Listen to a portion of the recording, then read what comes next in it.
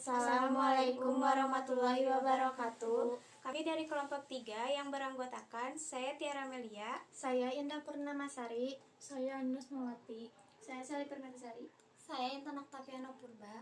Di sini kami akan menceritakan Kerajaan Majapahit.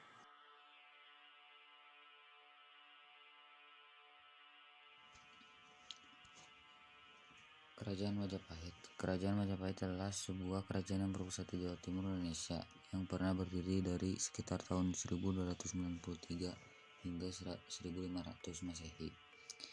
Kerajaan ini mencapai puncak kejayaannya menjadi kemarahajaan raya yang menguasai wilayah yang luas di Nusantara pada masa kekuasaan Hayam Wuruk yang berkuasa dari tahun 1350 hingga 1389.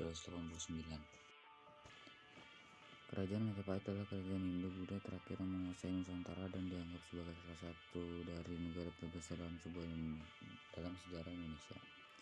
Menurut negara Tagama, kekuasaannya terbentang di Jawa, Sumatera, Semenanjung Malaya, Kalimantan hingga Indonesia Timur, Sumatera, Kalimantan, Sulawesi, Maluku, Sumbawa, Lombok, dan Timur. Meskipun wilayah kekuasaannya masih diperdebatkan.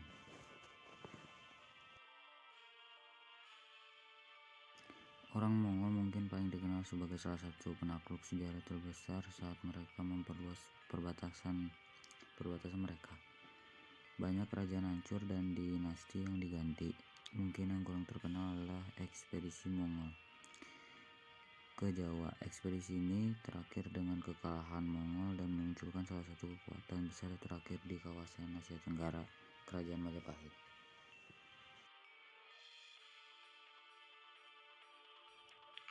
Perebutan kekuasaan. Kisah Kerajaan Majapahit dimulai pada akhir abad ke-13 Masehi di Kerajaan Singsari dengan Raden Wijaya pendiri Kerajaan Majapahit dan Jaya Katawang penguasa terakhir Kerajaan Sanghasiri. Ayah mertua Raden Wijaya adalah Kertanagara yang terakhirnya dirampas oleh Jayakatawang. Raden Wijaya bagaimanapun diampuni dan diberi tawalan di Jawa Timur. Seterus ini nantinya akan berfungsi sebagai ibu kota Kerajaan Majapahit. Menurut sumber-sumber dari Cina, sebelum pengkhianatan Jayakatawang, Kertanagara telah menimbulkan kemarahan Kubilai Khan. Kertanagara menolak memberikan penghormatan kepada dinas Yuan Mania utusan Yuan dan bahkan memantang Kubilai Khan. Akibat Aisar memutuskan untuk menghukum Kertanagara dengan mengirim 100 kapal untuk menaklukkan kerajaannya. Sumber-sumber dari Jawa bagaimana melukis gambar alternatif malah menggambarkan Kertanagara karena menolak memberi penghormatan kepada orang-orang Mongol. Raja tersebut dikatakan telah menjadi orang bawahan yang ramah. Ekspedisi yang dikirim oleh Kubilai Khan ke Jawa tidak dimaksud untuk menghukum Kertanagara, namun untuk membantu Raden Wijaya ini karena Raden Wijaya telah mengirim seorang utusan mendesak ke Caesar untuk meminta bantuan terhadap Jayakatawang. Selanjutnya Raden Wijaya juga berjanji untuk menawarkan Kubilai Khan putri terindah di Kerajaan Sangsari. Berdirinya Majapahit. Tanggal pasti yang digunakan sebagai tanggal kelahiran Kerajaan Majapahit adalah hari penobatan Raden Wijaya sebagai raja, yaitu tanggal 15 bulan Kartika tahun 1215, Saka yang bertepatan dengan tanggal 10 November 1293. Ia dinobatkan sebagai nama resmi Kertarajasa Jayawardhana.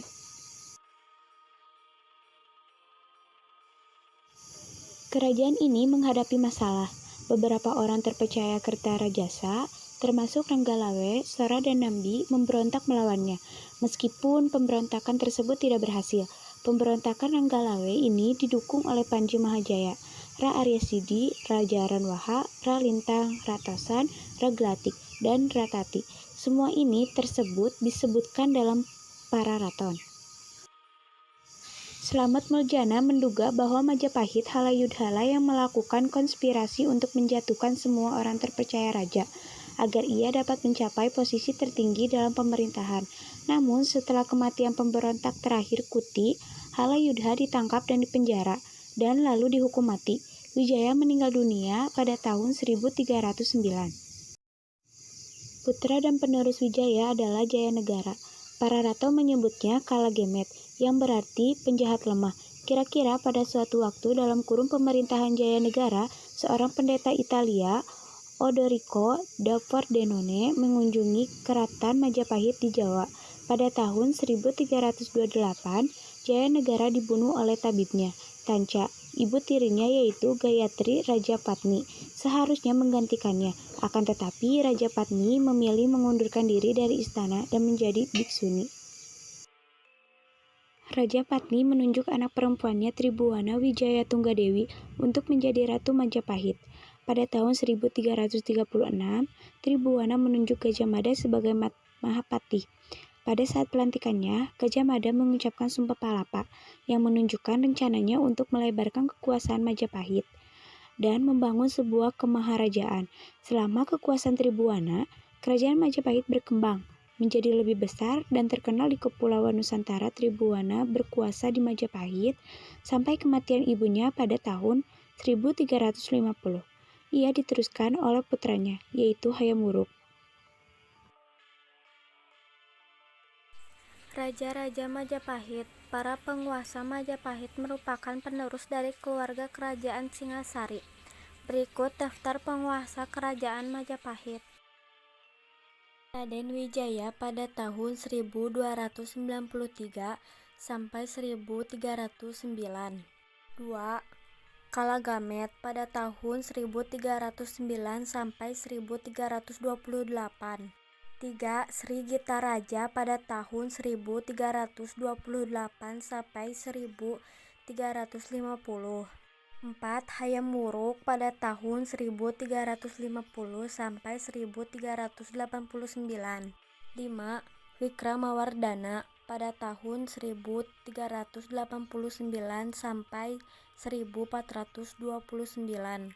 6. Suhita pada tahun 1429 sampai 1447. 7. Kertawijaya pada tahun 1447 sampai 1451. 8. Raja Sawardhana pada tahun 1451 sampai 1453. 9. Purwawisesai atau Girisawara Bawa pada tahun 1456 sampai 1468. 10. Bre Pandansalas atau Suraprabawa pada tahun 1466 sampai 1468. 11. Bre Kertabumi pada tahun 1468 sampai 1478. 12. Girindra Wardhana pada tahun 1478 sampai 1498. 13. Patih Udara pada tahun 1498 sampai 1518.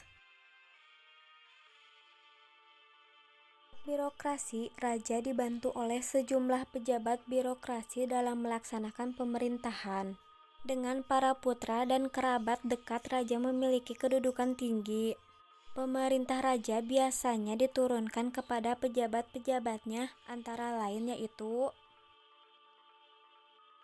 Rakrian Mahamentri Katrini, biasanya dijabat putra-putra raja. Rakrian Mantri RI Pakirakiran, Dewan Menteri yang melaksanakan pemerintahan. Dharma Diaksa, para pejabat hukum keagamaan. Dharma Upapati, para pejabat keagamaan. Dalam Rakrian Mantri RI Pakirakiran terdapat seorang pejabat yang terpenting, yaitu Rakrian Mapati atau Patih Namangkubumi. Pejabat ini dapat dikatakan sebagai Perdana Menteri yang bersama-sama raja dapat ikut melaksanakan kebijaksanaan pemerintahan. Selain itu, terdapat pula semacam Dewan Pertimbangan Kerajaan yang anggotanya para sanak saudara raja, yang disebut Battara Saptaprabu.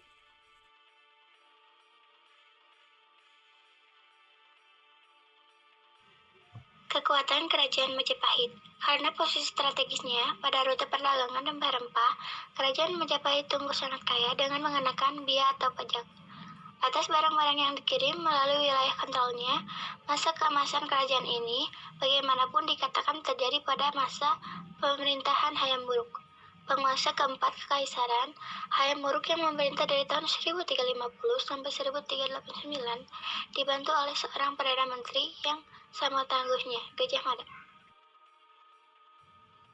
Selama masa jabatan Perdana Menteri, Gajah Mada berhasil menanamkan Bali, Jawa, dan Sumatera ke Kerajaan Majapahit. Meski Gajah Mada sudah meninggal sekitar 1364, ekspansi kekaisaran terus berlanjut.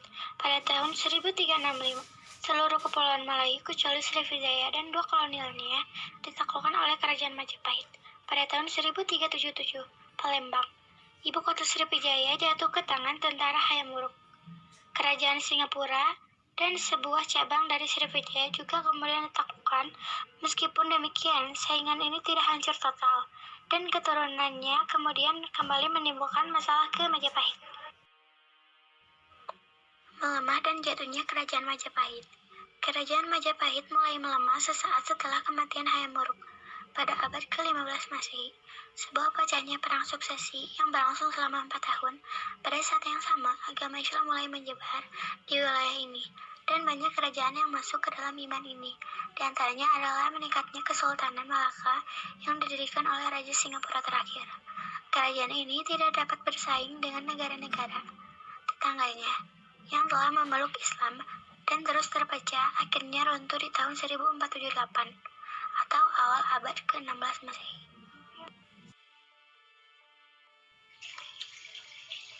Peninggalan Kerajaan Majapahit ada yang berbentuk prasasti maupun karya sastra banyak ditemukan di Indonesia. Hingga saat ini banyak sekali peninggalan sejarah yang masih bisa kita lihat. Bahkan beberapa peninggalan Kerajaan Majapahit saat ini dialihfungsikan sebagai objek wisata. Berikut 7 benda bersejarah peninggalan Kerajaan Majapahit yang ada di Indonesia.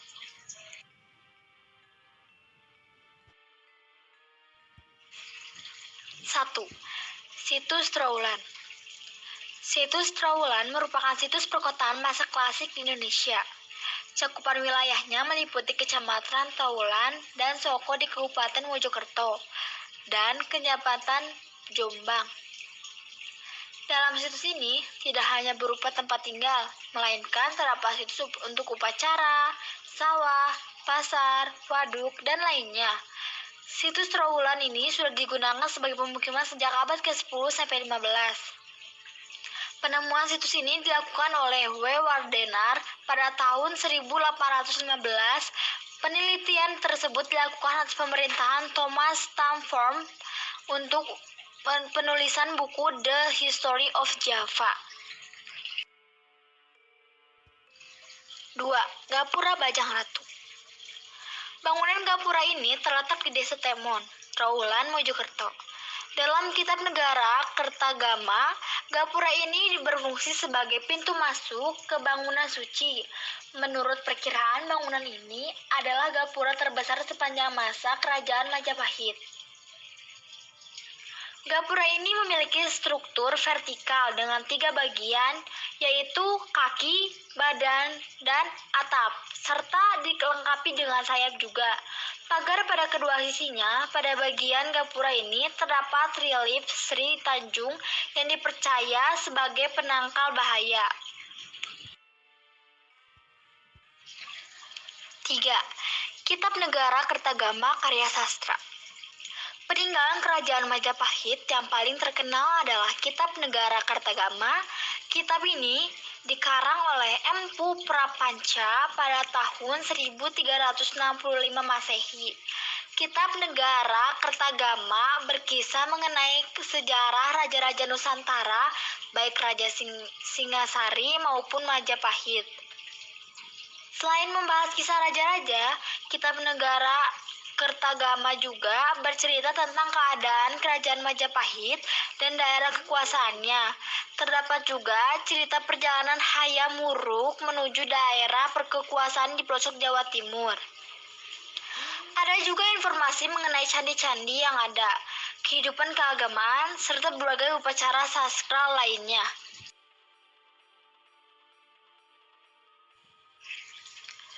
4. Candi Tikus. Candi Tikus terletak di Desa Bejijong, Trowulan, Mojokerto. Disebut sebagai Candi Tikus dikarenakan saat ditemukan menjadi sarang tikus. Bangunan ini memiliki bentuk seperti petirtaan sehingga banyak disebut sebagai tempat pemandian keluarga kerajaan. Tak sedikit juga yang menganggap candi ini sebagai tempat penampungan air untuk keperluan masyarakat di zaman Kerajaan Majapahit. 5. Gapura Wringin Lawang Peninggalan Kerajaan Majapahit berupa gapura ini terletak di Desa Jatipasar, Trowulan, dan Mojokerto. Bangunan ini dibuat dari batu bata merah dengan tinggi mencapai 15,5 m dan diperkirakan dibangun pada abad ke-14 Masehi. Banyak ahli berpendapat bahwa peninggalan Kerajaan Majapahit ini adalah pintu gerbang ke kediaman Pati Gajah Mada serta bangunan penting pada zaman Kerajaan Majapahit. 6. Kitab Sutasoma. Kitab Sutasoma merupakan karya sastra peninggalan sejarah Kerajaan Majapahit yang dikarang oleh Empu Tantular. Kitab Sutasoma ini berisi tentang kisah perjalanan Sutasoma, anak raja yang memilih keluar dari kerajaan untuk belajar menjadi pendeta Buddha. Dalam kitab ini juga asal muasal dari semboyan Negara Kesatuan Republik Indonesia, yaitu Bhinneka Tunggal Ika, Tanhana, Dharma, Mangrawa. 7. Candi Pari. Bangunan peninggalan kerajaan ini terletak di Desa Candi Pari, Kecamatan Porong, Sidoarjo. Dikatakan bahwa candi ini dibangun pada masa pemerintahan Hayam Wuruk. Dibangun dengan batu bata segi empat seperti pura di Bali dan menghadap ke arah barat. Berdasarkan tulisan J. Knebel, dalam laporannya, candi ini dibangun untuk mengenang hilangnya adik angkat dan sahabat dari putra Prabu Brawijaya.